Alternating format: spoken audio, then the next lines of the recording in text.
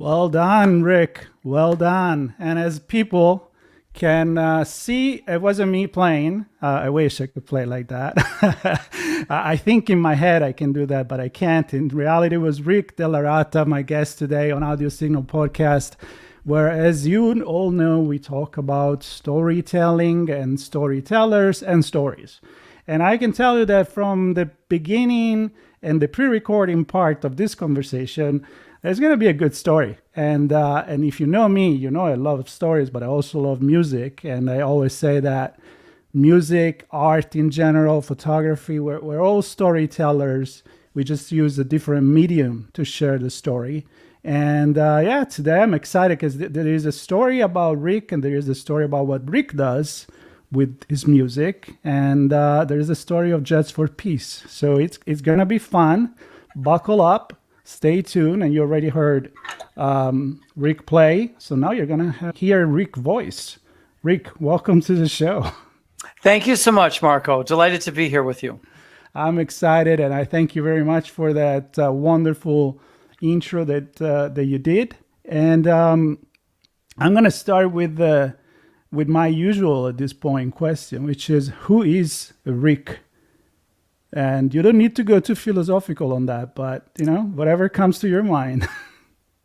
Well, hopefully now I'm a person who wants to combine all of the jewels of learning that I have been so fortunate to receive through a life embracing the arts and culture with ideas and techniques for how I can help people live a better life, a more fulfilling life, maybe raise their social conscience, and maybe raise their frequency, as I've been hearing from a lot of healers. Raising your frequency, the arts and culture is great for that. And because of my organization, Jazz for Peace, we have great ideas that have proven to be true, that we've already done as achievements, and ideas now that we feel just as confident could help us in the future. And this is not just an idea of something that you want to happen. Jazz for Peace has been active for quite a while. I was reading a little bit of the origin story, which unfortunately is connected, if I understand, with an event that we're all aware in New York City, where you are, and how that kind of gave you that spark to say, hey, I know at the time you were already a well-known musician. Why not use it for something else? And so can you start maybe with that story, which I think is very, very moving? Well, by the time 9/11 came, was the start of Jazz for Peace, I had traveled all over the world, performing all over the place. Just in the country where you're from that we were talking about, I've been to Bolzano, which was the city I couldn't even remember. Oh, okay. I just remembered it, Bolzano, wherever that's, right, wherever that, yes, okay. Yep. Bolzano, which I now just remembered for Marco. I was trying to remember it off camera. Milan, Torino, Bologna, just in Italy. But if you can take all the other countries and multiply them, it's on and on and on it goes with all of these different countries and cities. And I learned what I want everyone to know, and that is people are people, and they all feel music. They love music. They feel it in their soul. As you were telling me off camera, your affiliation with music is so similar to everyone's. It's something that cuts through boundaries, and it really, anything that can divide us, music can break through and and reunite us. And it also, it creates a silence where you don't talk. And from that not talking, you're actually communicating in a way that could be profoundly positive. And when you readdress speech after that music, you're actually in a better place than you were before the music was played, if the music is doing its job, of bringing you the common ground that we all share as people, from creativity to artistry to humanity, and right now at Jazz for Peace, our latest slogan is the final solution is love. Which brings me back to the 60s and the 70s and all the things that at the time musicians were doing. They were not just playing, try to make money. And I'm not want to judge anybody right now, but they realized that when you have that stage, when you have that audience, you can do a lot with it. And I know, back in the days, with the Bob Dylan, talking about for Absolutely. peace or many others. And I think a lot of musicians now, they're doing it, the younger generation, for the environment, for example, or, to bring still the voice and the movement that you are interested in. So I love what you're doing. And when you talk about music being a unifier, that's so true. I mean, look, you go around the world, you sing too. I know you do sing. Yes, I'll be doing that for you later. Yeah. Okay. Thank you. But the music itself, you don't need. It's a universal language. Right? Correct. So you compose and you tell stories through these. And how did it go at the beginning when you went out there and you said, okay, this is what happened, September 11. I want to do something more with my music. Well, not more, but different with my music. And I know you've been playing in front of the UN and many other places. I'm imagining people who say, yeah, that sounds like a great idea. I mean, was it easy? That's my question. Well, I was fortunate. I mean, it's crazy because I was unfortunate to see the events of 9/11 from less than a quarter of a mile away from the roof of my building on the Lower East Side, where I just happened to be living at that time. And I was tipped off by a photographer who had a job down on Wall Street. And she called me frazzled. And I said, look, let me just walk up on my roof and see what the heck you're talking about. And I walked up and, it was like walking into a movie. So I was unfortunate to see that firsthand, the trauma of experiencing that, etc. But through that came words that just came out of me. And I had nothing to do except write these words down. I'm like, these words came out of me. I'm not trying to write a poem. I'm not trying to do anything, but the words are coming and I'm just going to write them on a scribble on a piece of paper. So all I had at the end of that day to show for my day of 9/11 was a bunch of words on a piece of paper. I looked at the words and I said, wow, the title of this can easily be called Jazz for Peace. And that's what I called the title of a poem. Now, I've basically been trying to live up to the words of that poem every day since. So everything that's evolved has basically evolved from me waking up and saying, I have another day to live up to those words. I mean, nothing's going to happen to me today if I don't live up, I can live up to these words today and my electricity will still be running. I'll still have running water. I'll still have, I'll be fed. I'll still be breathing oxygen. So why not try to live up for one more day? And tomorrow, hopefully I'll wake up and say, hey, one more day, of trying to live up to the words of a poem. Now, when you said the United Nations, it's funny because I had played at the United Nations a bunch of times in a private party band. So there was a guy, I still see him once in a while, he's a saxophone player. He somehow was in the private party situation with the United Nations where when they call a band, because so-and-so, they have these parties there. They would have parties at the United Nations. I don't know if you get married there. I doubt it, but you could have some kind of a party at the United Nations if you were somebody or somewhat. We might have been playing for dignitaries. I don't know. But they were parties, and he was calling me as one of the people in the band. And I would show up sometime, and I'd be like, hey, aren't you the guy on Saturday Night? You play in the Saturday Night Live band? I know you from this record. There were other people. And I'm like, what are you doing here? And they'd be like, I'm here for the $350, a lot of money back then.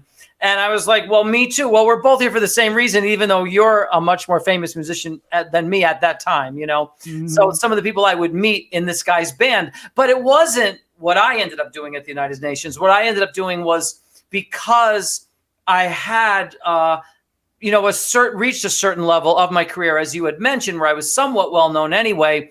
And I had written this poem, and I had recited the poem at a festival, and then I had put it to music and performed it at another concert, and the press had written about it. And then I was playing a few Jazz for Peace concerts around New York, and I was just going to whatever my soul was telling me. I was following my star with this poem. Whatever my soul told me was the next step forward. So I was able to actually ask my manager to just call over to the United Nations and tell him, because I always wanted to. It's just, you think of it, you don't actually do. We always think of stuff that we're like, well, I don't think I'll ever do this, but I would love to, I would love to bring a band, a multicultural band, into the United Nations and do a performance and show how we get along from all different cultures, because I've been all around the world and we do get along. That's a fact. I mean, I play with Italian musicians in Italy and we get along just great. And, Africa, wherever this place is. I hadn't been to Africa at that time. But anyway, eventually I did bring a band into the United Nations with, basically I told my manager, listen, if this thing comes through, if they go for it, you've got to make sure, I don't care who else is in the band or where they're from, but one person has to be Israeli, one person has to be Palestinian, or from a neighboring country, that region. And so she did that. And then the other guys, wherever they were from, was fine.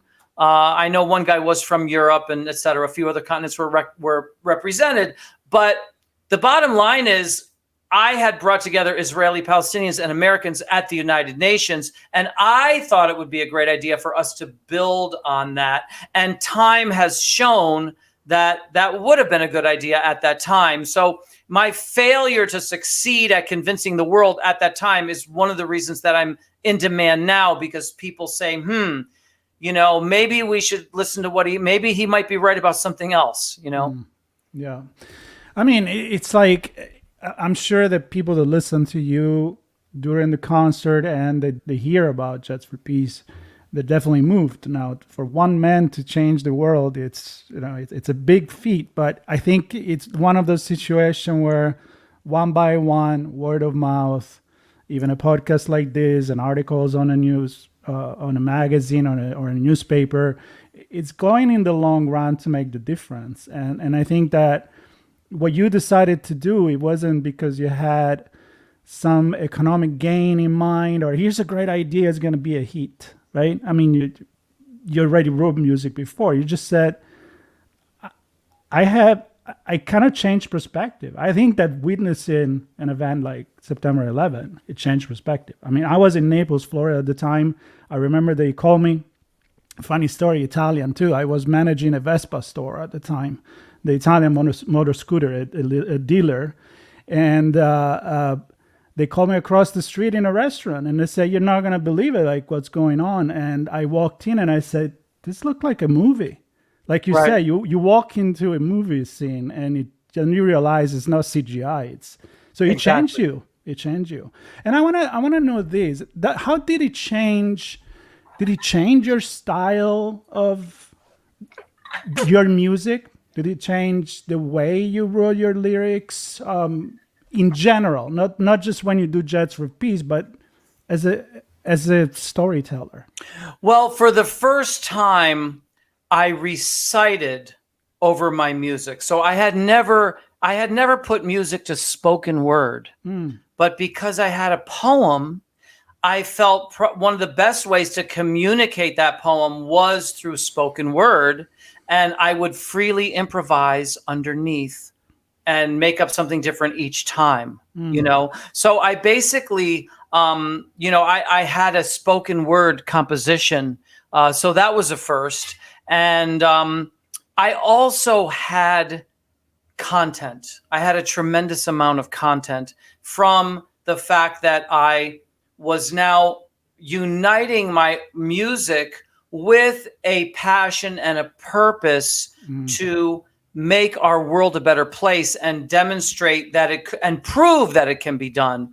And, again, you brought up all these people from Bob Dylan to the other names you mentioned. They're all part of a foundation that I had to build on. And that's part of the Jazzerpeace poem too, was that, all these people had laid a foundation for me to now carry forward. So I had all of their spirits, you know what I mean, to my advantage and to my, I could really call all those spirits in and say, hey, it's not just me, it's all of us. And then I could tell the people, it's not just us, it's you. Because my belief is that each individual can make a difference simply in small little ways, simply by saying, hey, I know I'm only one person, but I believe we should avoid this. We should do this.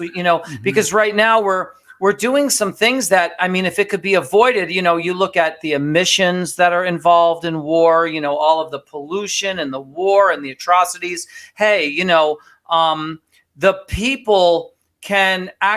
people around the world can make a difference because we're all connected. Yeah. And people sometimes don't realize, but unfortunately, there's always a bunch of wars happening any given time. It's not, we think about the big wars, the world wars. We know now in the news when something happened and it's there, but there is always some conflict, and even a small community, we just maybe don't see it in the news, but there's a lot of people that will benefit from embracing the others in a very idealistic way, but we should be like that.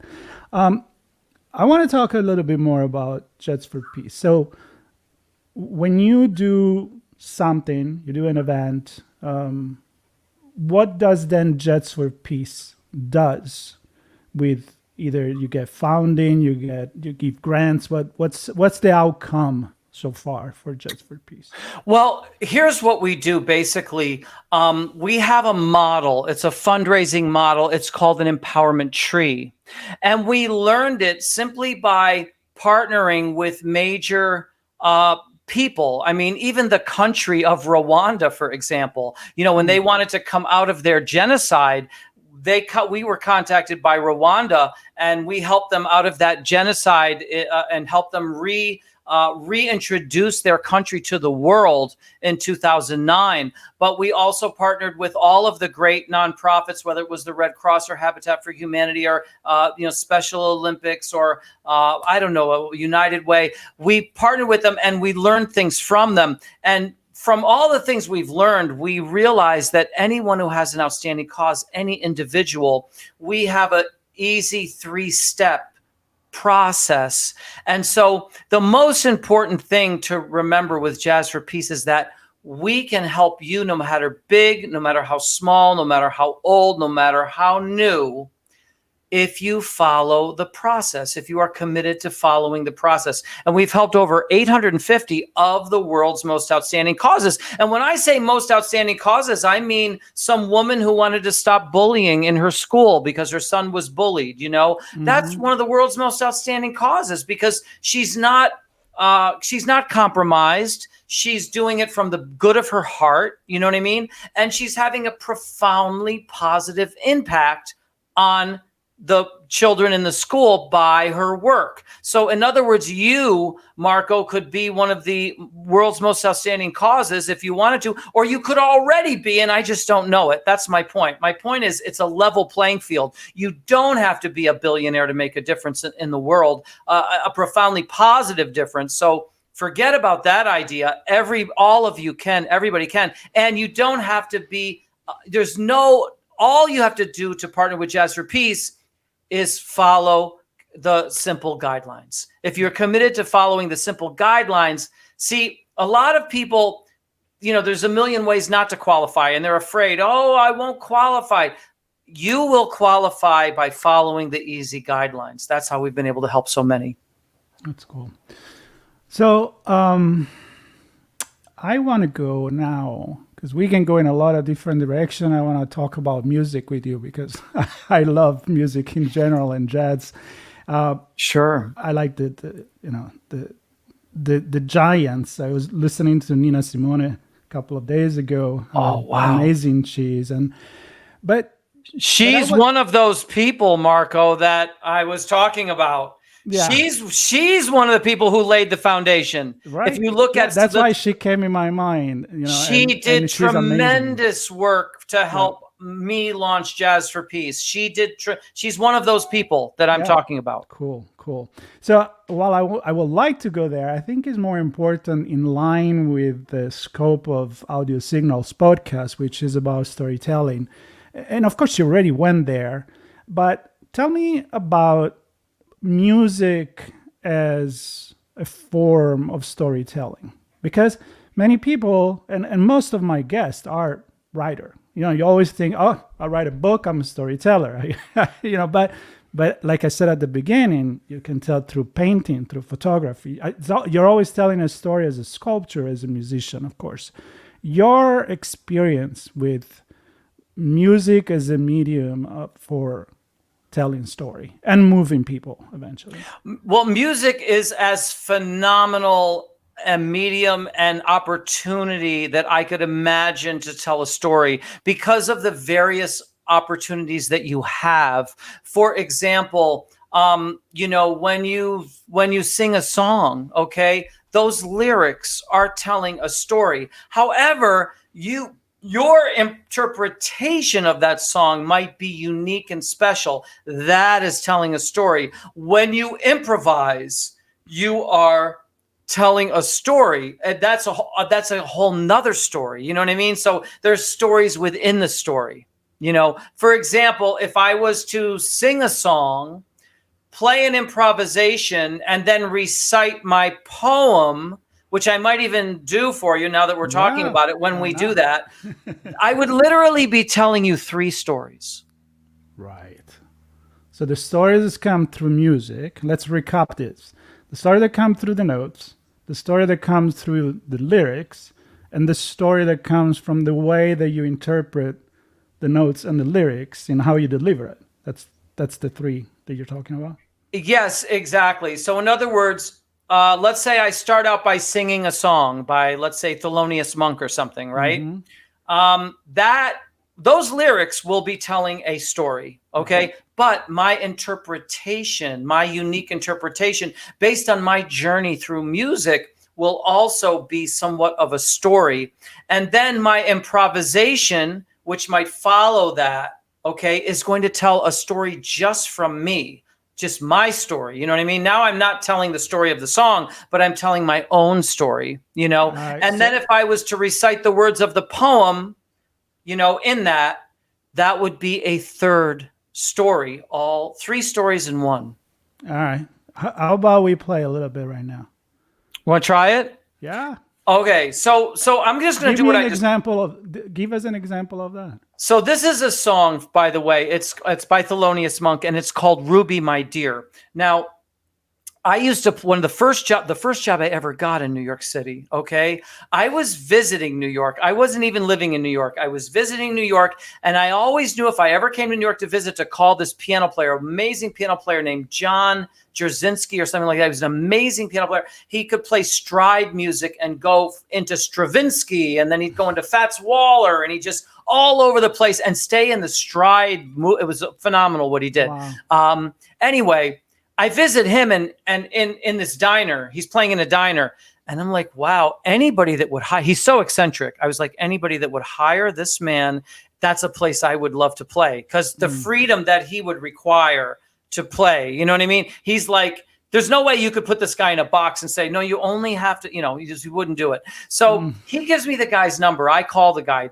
I go, he sends me over to his house that day. I play for him that day. He hires me. Now I'm in this diner and I'm playing from 12 midnight till 4 a.m.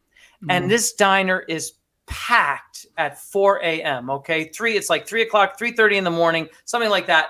Absolutely packed. You can't even stand. Everyone's like standing, it's like an after hours place. A woman taps me on the back. I'm playing this song, "Ruby, My Dear." And she says, sir, I just have to tell you something. I said, what do you want to tell me? She said, I just cannot believe that I'm in a diner at 3:30 in the morning, and a piano player is playing Ruby, My Dear by Thelonious Monk. And I said, lady, I can't believe I'm in a diner at 3:30 in the morning and somebody even knows I'm playing this song. And she says to me, well, I have to tell you something, sir. And I said, what? She said, my aunt was Ruby. And oh wow! These are the crazy things. If I wanted it, what? If I wanted a grand finale on that story, that was it.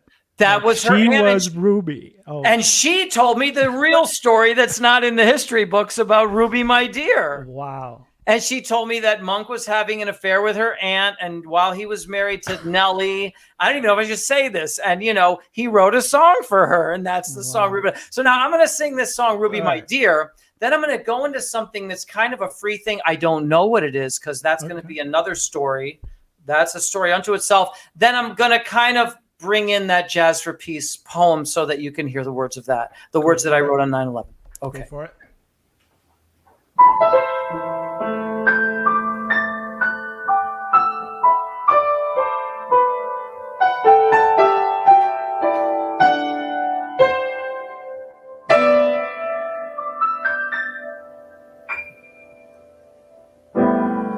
Ruby, my dear,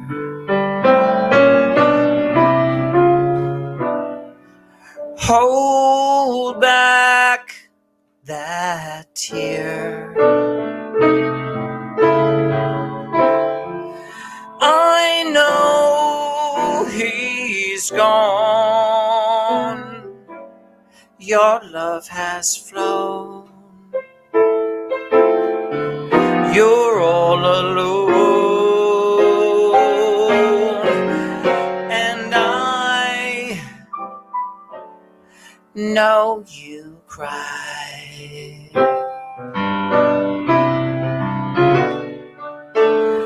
There's no reply.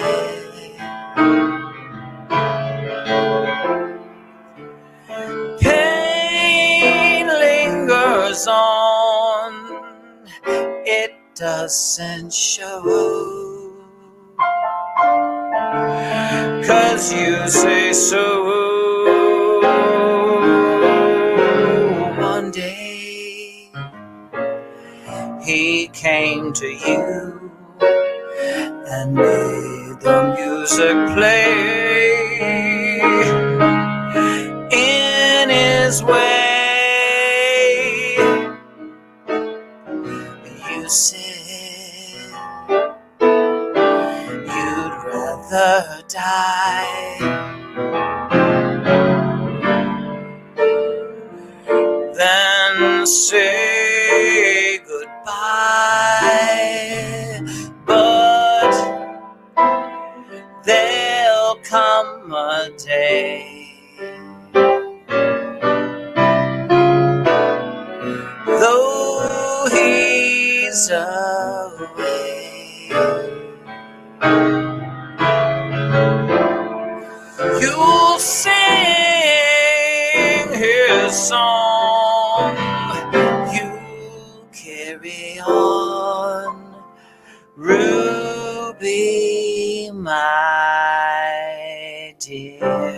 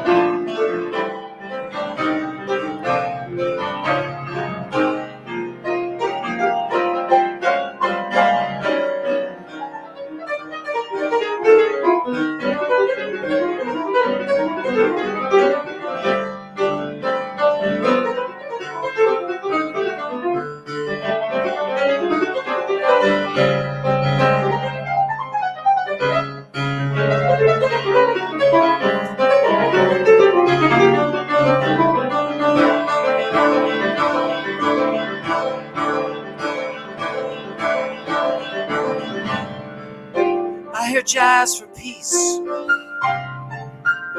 coming through the trees.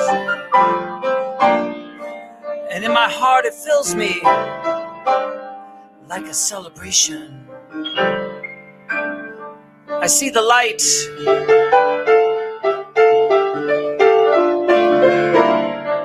And I want to follow, inspired by the past contributions of those that came before.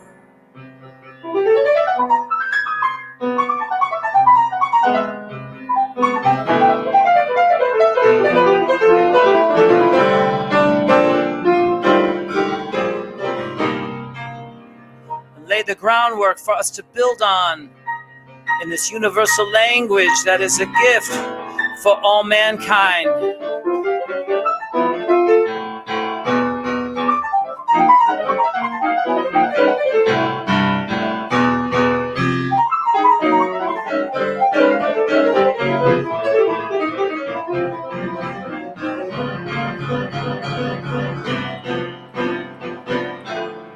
And when we speak it, people are inspired by the creativity and artistry that stands for peace and love, and intelligence that leads to reaching potential.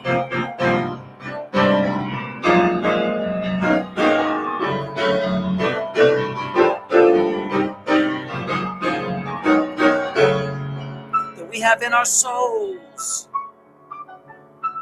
so we can raise our total conscience and see that the gift of giving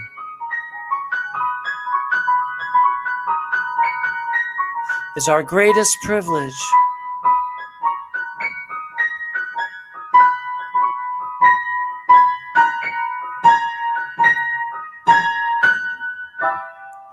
I hear jazz for peace.